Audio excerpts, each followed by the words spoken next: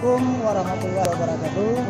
Hari ini saya Datuk Penghulu Kampung Kesehatan menggelar acara Maulid Nabi besar Muhammad Sallallahu Alaihi Wasallam 1443 Hijriah di halaman RSUD Kampung Kesehatan.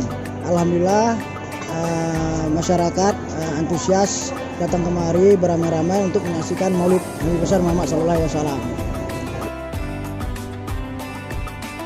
Alhamdulillah kami mengundang Al-Ustadz dari Medan, yaitu Ustadz Jaka Joho Simanjuntak. Alhamdulillah juga Bapak Bupati juga lagi hadir. Ini acara kita masih waktu makan. Sekarang sudah hadir juga ada Kapolsek dan Ramil, anggota DPR juga hadir juga.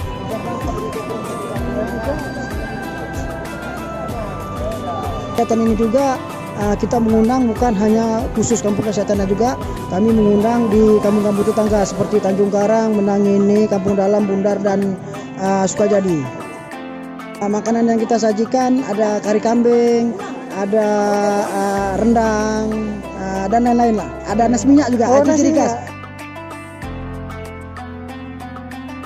Semua fasilitas bangku kita siapkan sekitar 500 bangku. Kemudian tenda ada sekitar 20 tenda gitu sekitar ya.